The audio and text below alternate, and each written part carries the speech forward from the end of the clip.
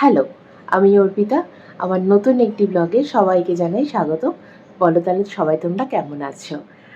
আমি তো আপাতত ভালো আছি।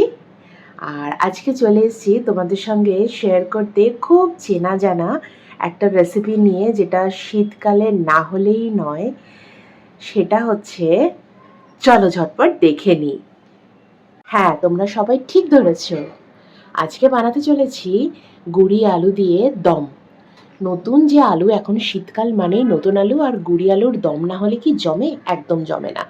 তো আজকে তাই বানিয়ে ফেলছি মটরশুঁটি দিয়ে আর আর ছোট গুঁড়ি আলু দিয়ে গুঁড়ি আলুর দম। তার জন্য কি কি নিয়ে নিয়েছি চলো চটপট দেখিয়ে দিই। নিয়ে নিয়েছি 1 কিলো ছোট আলু, সঙ্গে নিয়েছি মটরশুঁটি, আর নিয়েছি 10 কোয়া বড় সাইজের রসুন, কিছুটা কেটে রাখা আদা, দুটো মিডিয়াম সাইজের টমেটো কুচি, যেগুলোকে আমি সব পেস্ট করব, আর 3টে মিডিয়াম সাইজের পেঁয়াজ যেটা কুচিয়ে নিয়েছি, আর 10টা কাঁচা লঙ্কা। সবগুলোকে আমি পেস্ট করে নেব। আর ডিমটা কেন নিয়েছি বলে দিই, এটা আমি স্কিপ করে গেছি, অনেকে হয়তো আপনি এটা বললেন না। আলুর দমের মধ্যে এইরকম ডিম দিয়ে তাকে হালকা করে ছিঁড়ে ভেজে নিতে হবে যে অবশ্যই। ডিম দিয়ে খেতে কিন্তু আমার ব্যাপক লাগে। কার কার ভালো লাগে অবশ্যই কমেন্টস করে জানাবেন। আমার তো ভীষণ ভালো লাগে। আলুর দমের মধ্যে একটু ডিম যদি দেওয়া যায়, একটা অন্য একটা ফ্লেভার চলে আসে, যেন একটু মজা হয়, ব্যাপারটা খুব জমে ক্ষীর হয়ে যায়। তো চলুন তাহলে আজকে চটপট শুরু করে দিই আজকের রেসিপি, মটরশুঁটি দিয়ে গুঁড়ি আলুর দম। কড়াইটা গরম হয়ে গেছে, কড়াইতে দিয়ে দিচ্ছি পরিমাণ মতো তেল। দিয়ে এতে আলুগুলোকে ভেজে নেব। আলুগুলোকে ভেজে নিতে হবে। তেলটা গরম হয়ে গেলে এতে দিয়ে দেব আলুগুলো। আলু ভেজে, ডিম ভেজে, বাকি মশলাগুলোকে পেস্ট করে রাখা যে মশলাগুলো, সেগুলো দিয়ে দেবো। চলুন তাহলে এটা আমি রেডি করে নিয়েছি, এগুলোকে ততক্ষণ পেস্ট করতে থাকি, ততক্ষণ কড়াইটা গরম হতে থাকুক। আলুগুলো ভাজা হয়ে গেলে দিয়ে দেবো সেদ্ধ করে রাখা ডিমগুলো, যেগুলোকে ভেজে নিতে হবে। আলুগুলো বেশ লাল লাল করে ভাজা হয়ে গেছে। আলুগুলোকে এবার তুলে রেখে দিয়ে দেবো ডিমগুলো। ডিম আলুগুলোকে তুলে নিয়ে, এগুলো ভাজা হয়ে গেছে, এগুলোকে তুলে নিয়ে ওই তেলেই দিয়ে দিচ্ছি তেজপাতা, শুকনো লঙ্কা, একটা ছোট এলাচ, একটা বড় এলাচ, আর 3-4টে ছোট লং, একটা ছোট্ট সাইজের দারচিনি, আর অল্প করে গোটা গোলমরিচ। এটা যাচ্ছে গোটা গরম মশলা। দিয়ে একটু নাড়াচাড়া করে এতে দিয়ে দেব আমার করে রাখা যে পেস্টগুলো, সেই পেস্টের মধ্যে যাবে হচ্ছে পেস্ট করে রাখা পেঁয়াজ।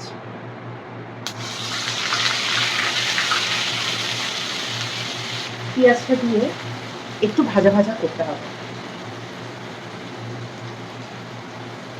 গ্যাসের ফ্লেম কমানোর দরকার নেই, হাইতেই থাকবে, না হলে জল ছেড়ে আসবে। পেঁয়াজটা খানিকটা জল মরে এসছে, এবার দিয়ে দেবো সেই করে রাখা পেস্টটা, যেটার মধ্যে টমেটো, কাঁচা লঙ্কা, আদা, রসুন সব কটা আছে, সেটা পেস্ট।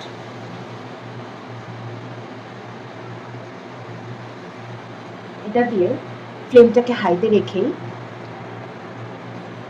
খানিকক্ষণ নাড়াতে থাকবো। মশলাটা বেশ জল টেনে আসছে, এর মধ্যে এবার আমি দিয়ে দেবো পরিমাণ মতো গুঁড়ো মশলাগুলো। কি কি দিচ্ছি গুঁড়ো মশলায়? 1 টিস্পুন কাশ্মীরি লঙ্কার গুঁড়ো। যেহেতু আমি কাঁচা লঙ্কা ইউজ করেছি, তো খুব বেশি পরিমাণ আমি লঙ্কার গুঁড়ো ইউজ করব না। আর দিয়ে দিচ্ছি 1 টিস্পুন হলুদ গুঁড়ো। আর দেব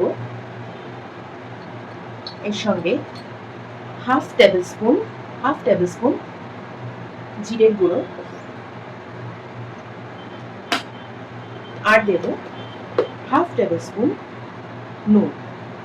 আমি আমার আলুর পরিমাণ মতো নুনটা দিয়েছি, নুনটা আপনারা আপনাদের পরিমাণ মতো কিন্তু দেবেন।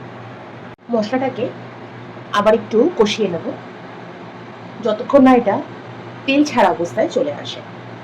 আর আরেকটু কষানো হয়ে গেলে এর মধ্যে দিয়ে দেবো ছাড়িয়ে রাখা মটরশুঁটিগুলো। মশলাটা বেশ অনেকটা কষে এসছে, এবার দিয়ে দেবো মটরশুঁটিগুলো, কারণ এখন না দিলে পরে আর মটরশুঁটিগুলো সেদ্ধ হবে না। আলুগুলো আমার সেদ্ধ করে ভেজে রাখা আছে, ডিমগুলো আমার সেদ্ধ করে ভেজে রাখা আছে। তো মটরশুঁটিগুলো যদি আমি পরে দিই তাহলে কাঁচা কাঁচা থেকে যাবে। তো এর জন্য মটরশুঁটিগুলোকে আমাকে এখনই দিয়ে দিতে হবে। আর মটরশুঁটিগুলোকে আমি দিয়ে দিয়েছি, দিয়ে ভালো করে কষাচ্ছি। নাহলে যদি আমি পরে মটরশুঁটিগুলোকে দিই তাহলে কিন্তু সেইভাবে সেদ্ধ হবে না, কারণ আমি আলুগুলোকে সেদ্ধ করে আগেই তো ভেজে রেখেছি, ডিমগুলো সেদ্ধ করে ভেজে রেখেছি। তো মটরশুঁটিগুলোকে আমাকে এই টাইমটাতেই দিয়ে দিতে হবে, তাহলে নরম নরম হয়ে যাবে, খেতেও ভালো লাগবে। আর আপনারা যদি চান তো আপনারা আলুগুলোকে না ভেজেও করতে পারেন, কিন্তু আমার একটু ভেজে করতে বেশি ভালো লাগে, তাহলে ব্যাপারটা একটু কাঁচা কাঁচা থেকে যায়। আর আলুটা যখন সেদ্ধ করবেন, আমি আলু সেদ্ধ করাটা দেখাইনি, ওটা তো প্রত্যেকেই জানেন। তো আলুগুলো সেদ্ধ করার সময় অল্প করে কিন্তু নুন দিয়ে দেবেন, তাহলে আলুগুলো জলে পানসে পানসে হবে না। সামান্য নুন দেওয়া থাকলে আলুগুলোর ভেতরে না নুনটা ঢুকে যাবে, পরে যখন আলুর দমটা খাবেন তখন খেতে ভালো লাগবে। মশলাগুলো ভালো মতো কষে গেছে, আর দেখুন সাইড থেকে তেল ছেড়ে আসছে। এবার আমি দিয়ে দেবো ভেজে রাখা ডিম আর আলুগুলো।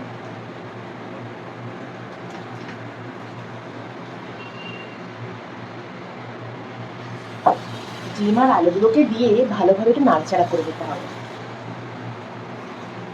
কিন্তু সাবধান ভাঙে না যেন, খেয়াল করে।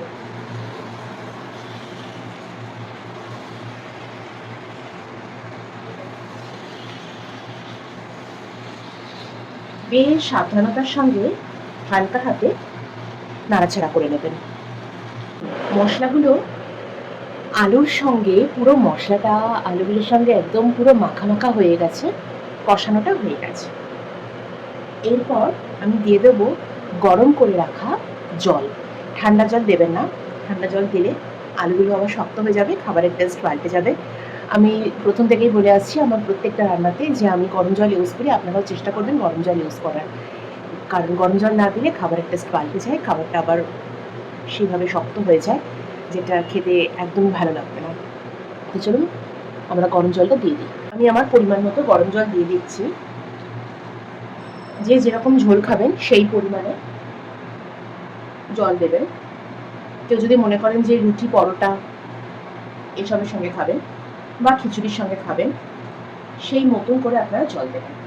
জলটা কিন্তু ঝোল রাখা যে ব্যাপারটা, গ্রেভি রাখার যে ব্যাপারটা, সেটা সম্পূর্ণ আপনাদের নিজস্ব। কেউ বেশি পছন্দ করে, কেউ কম পছন্দ করে। তো আমি এই পরিমাণটাই ব্যবহার করব, এর থেকে খুব কম আমি ব্যবহার করব না। সেই সঙ্গে আমি এখন দিয়ে দিচ্ছি পরিমাণ মতো একটু গরম মশলা। বলতে পারেন এখানে 1/4 টিস্পুন আমি গরম মশলা দিলাম, এর থেকে বেশি ব্যবহার করার প্রয়োজন নেই।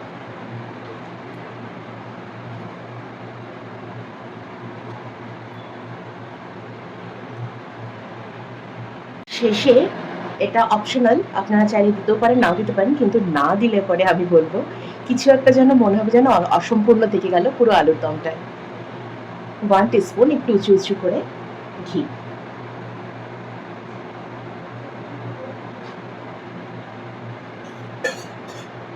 ঘিটা দিয়ে আপনারা গ্যাসটাকে অফও করে দিতে পারেন বা খানিকক্ষণ অন রেখে আরেকটু চাইলে কষিয়েও দিতে পারেন।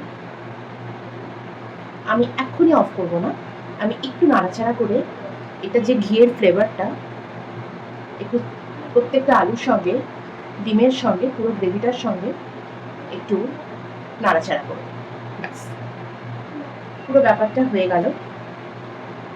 আর 2 মিনিট এটাকে ঢাকা দিয়ে রেখে আমি নামিয়ে ফেলবো। চলুন, হয়ে গেছে আমার গরম গরম কষা কষা আলুর দম। আলুর দম আমার রেডি, গ্যাস অফ করে দিয়েছি। এবার চলুন সার্ভিং বলে এটাকে আমি সার্ভ করে নিই। চলুন সার্ভিং বলে সার্ভ করে নিয়েছি, আর রেডি হয়ে গেছে আমার কষা কষা মটরশুঁটি দিয়ে নতুন গুঁড়ি আলুর দম। কার কার ভালো লাগলো রেসিপিটা অবশ্যই কমেন্টস করে জানাবেন। আর সবাইকে জানাই বড়দিনের শুভেচ্ছা। আর এই রেসিপিটার সঙ্গে মটরশুঁটির কচুরি, সেটা তো দিয়ে খেলে জমে যায়, সেটা অবশ্যই রাত্রে বানাবো। আর আপনারা কে কী দিয়ে খেতে পছন্দ করেন, রুটি দিয়ে, পরোটা দিয়ে, কি কচুরি দিয়ে, সেটা অবশ্যই কমেন্টস করে জানাবেন। আর ভালো লাগলে আমার রেসিপিটাকে বাড়িতে ট্রাই করবেন। অবশ্যই আমার ভিডিওটায় একটা লাইক, শেয়ার আর কমেন্টস করতে কিন্তু ভুলবেন না। আর অবশ্যই চ্যানেলটাকে সাবস্ক্রাইব করে রাখবেন নতুন নতুন ভিডিও পাওয়ার জন্য। চলুন ততক্ষণে আজকের মতো টাটা, বাই বাই। সবাই ভালো থাকবেন, সাবধানে থাকবেন, সুস্থ থাকবেন। আবার আপনাদের সঙ্গে দেখা হচ্ছে নতুন একটি ব্লগে, নতুন একটু রেসিপির সঙ্গে। ততক্ষণ বাই বাই।